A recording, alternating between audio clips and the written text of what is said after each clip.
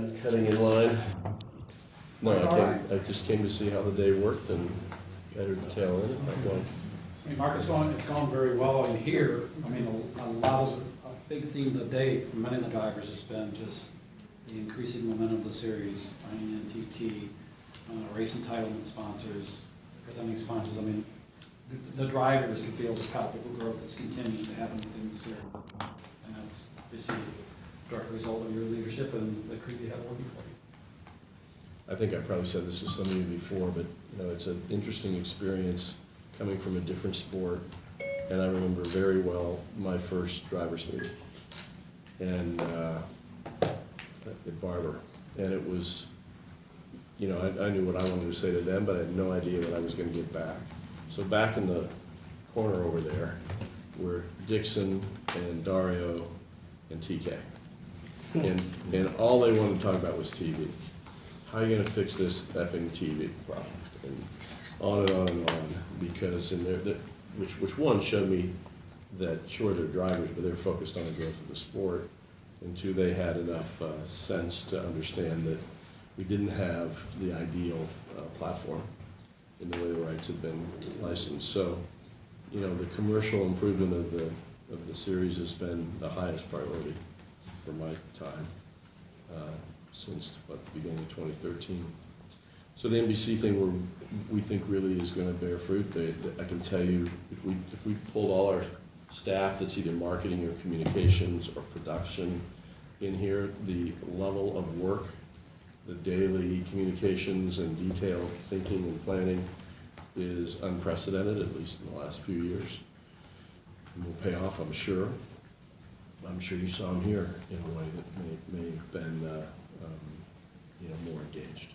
So that's foundational, and then these sponsors are really interesting. So the one that didn't get talked about much is Speedway. I think on the IndyCar side of our street, they saw it as fuel. Well, cool, we got fuel, it's going to be fine. But from my perspective, again, thinking about building the series, this is an amazing company. It's owned by Marathon. It's Midwestern based, but it's now very national. I think they have about 4,000 stores, retail convenience store outlets that 2 million people a day go through. I think the strategy is to kind of throw all the ideas at May, not just in Indiana, but more broadly, see what seems to work best, and then try to roll out those same successful initiatives where they have a concentration of stores. And that's just great. I mean, when did that happen? It's not really a rhetorical question. We've been racking our brains, probably going back to another iteration of the series. And then the rest, NTT is not so much consumer driven as you know, but I think that they really are, especially NTT Data, they wake up every morning to develop technology. And they're serious about trying to see what they can do for us. We're going to have this intramural elbowing for position underneath the rim, where some are going to say it's got to be about the racing and the cars and all that, and some are going to say it's about how we can go to fans and how we can get them more engaged, especially younger fans. But they'll be a potent ally. Thrilled about Firestone extension. It means so much. They're putting another $17 million into a new building to be able to make the tires for as long as they can see in Akron. And then we'll see. Gamebridge is a fascinating company. I mean, it's part of a group that's had meteoric growth in the life insurance sector, but they're very innovative. I'd say they're disruptive in an industry. And I asked for permission. Is this a fair analogy? People don't know what you really are yet because you haven't really started. But isn't it fair to think of your ambition to be like like Rocket Mortgage, a couple of companies that you see advertise nationally all the time. They also are using sports sponsorships as a vehicle in their program, and their objective is to be known directly by their consumers. And this is a company that's potent and has the wherewithal to do it. And if they're paying us what they're paying us to be the presenting sponsor of the 500, you better believe they've got a very significant budget to introduce themselves. I think they'll be in kind of licensed and operating in like 26 states this year, and then get to the whole country in year 2. So, you know, I'm not saying that IndyCar and IMS are gonna be their singular message, but I think they'll be looking to see how they really do relate to us and help us, help them reach consumers. So yeah, I couldn't be happier about that, Luke. And I love the schedule this year. I mean, the racing side of it, I don't mean to ignore. It's, people are really excited. It's gonna be great to see them out there tomorrow. 0 chance of precip according to my app, so I hope that's true. And then we'll be back before we know it. Speaking of apps, do we know if the Verizon app is gonna be back for race season? Well, it won't be the Verizon app, Okay, but an app that has all the functionality of the last year's app. The Verizon app will be back. okay. There today. Yeah, Is it started there? today. Yeah, I haven't even seen it yet. So it's reskinned, and I think it'll have at least the same live functionality. That isn't, right? I assume I can't get on the race control today. I don't think race control there today. Yeah. I mean, fans turn on most to the live content, and the biggest news about it is it'll be at least the same content, but it won't be limited to Verizon customers. So not to knock that, but that's a big time opportunity to get to a lot more folks with at least as compelling a content. And I think that'll be an ongoing development story, as we can take more data off tracks and give more live content in a way that's cool. So very, very key. Are you close to getting a TV partner in Canada?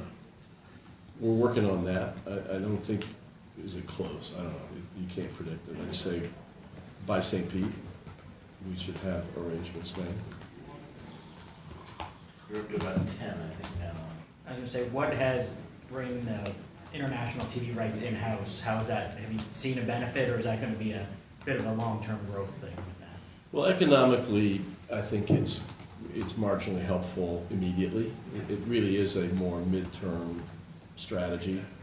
But I'll give you an example. So in the past, I think it's fair to say that if we had so far 10 licensees and we had today, probably nobody would have called them to say, what do you need?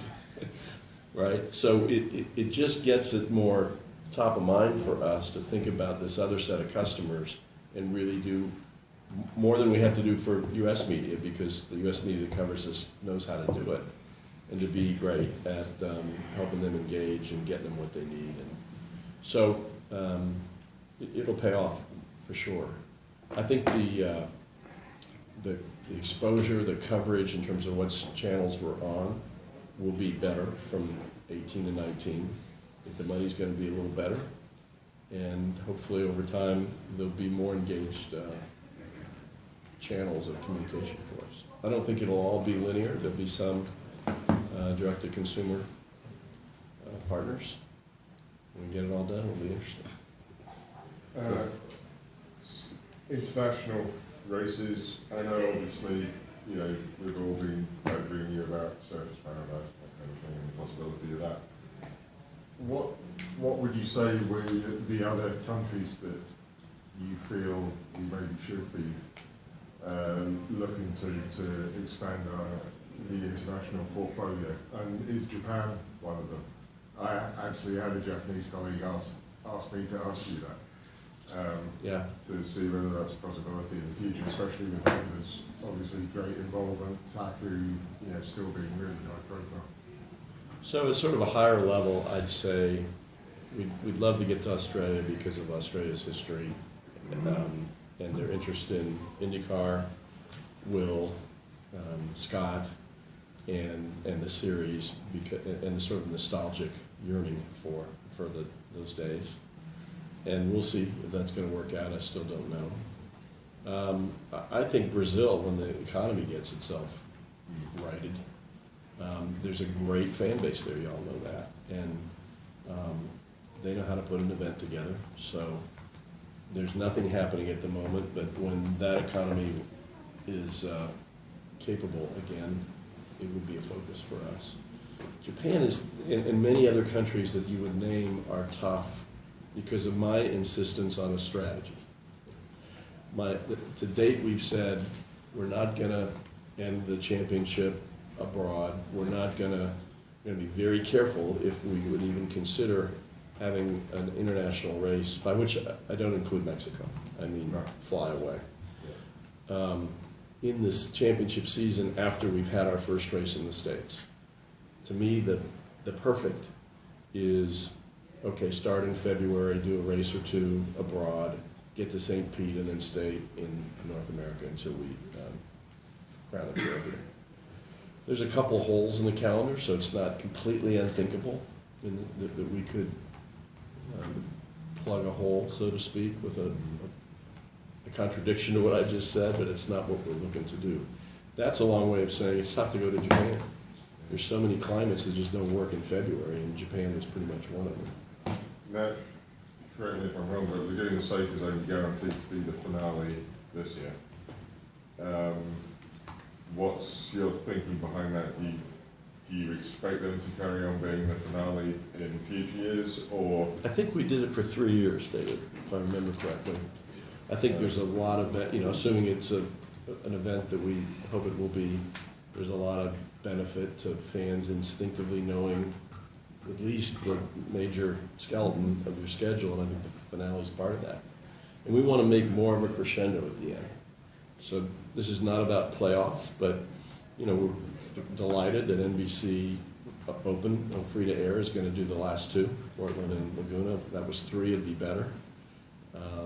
We really want a crescendo at the end of the year, so it helps a lot, I think, to not think just about them as individual events, but the shape of it for the series. Your use of crescendo reminded me of Formula One, that things were dominant to keep the attention of the fan base and keep teams energized for this season and not looking to next yet.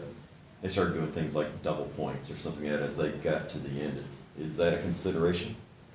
Well, yes and no. I don't see us doing anything more. We do have double points for the finale, and I get beat up at home about that all the time. But I don't see us doing anything more than that. And that's just for the finale. We've talked about things, and this is just sort of whiteboarding.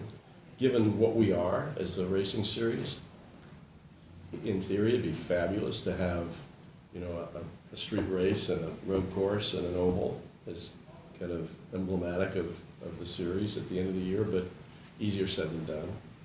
The main thing is that they're great events people want to be at, they're great racing, and unlike other series, touch wood, we crowned a champion in the last lap, or at least the last race.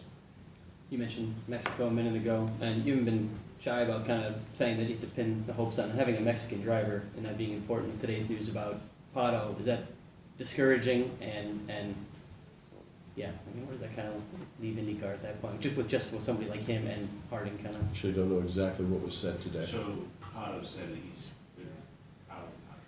He's a free agent now. Uh-huh. Well, that's not a shock. And look, I think he's an incredibly talented driver on and off the track, so I do think it's important that we try to have, that he finds a home in IndyCar. So I don't see that announcement as tantamount to him not being with us, but time will tell.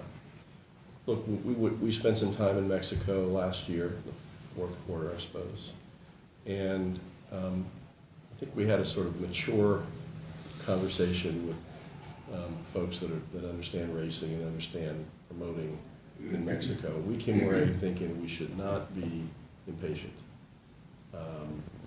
Just because somebody might write a check and put a race on, if the table isn't set, if the fans don't know who's racing, if we might have a good event for a year, but if they gave us actually a list of examples, not just related to our racing, where a series would come in and have a decent first race, and then you can just like gravity, just sort of declines over time. We want the opposite.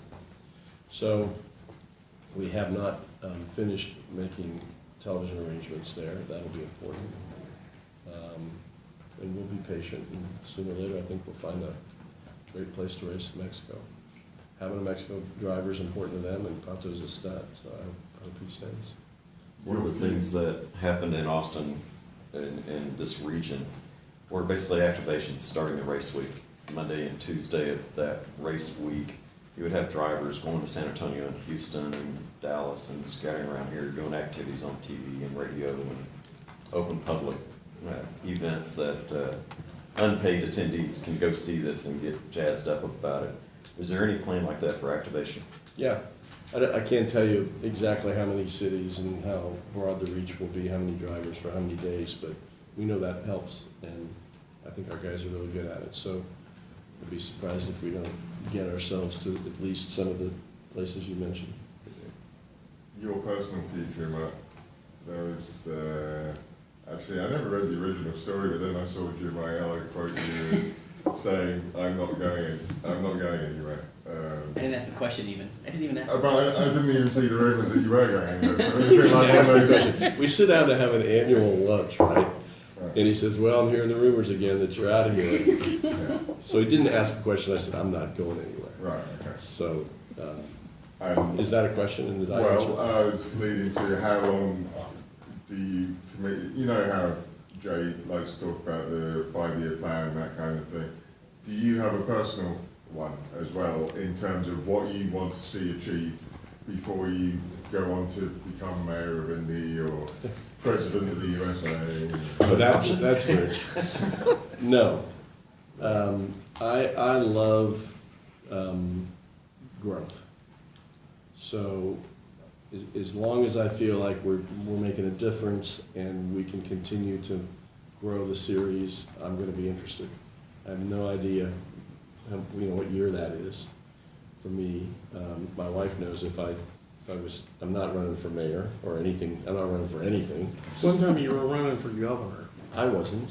but that was the word on the street. Jim said that, right? I mean, Actually, You should Campaign stop manager. I think that was actually still in the Cavan era that. Penske's a pretty good contributor to Holcomb, so I don't think there's room in Indiana.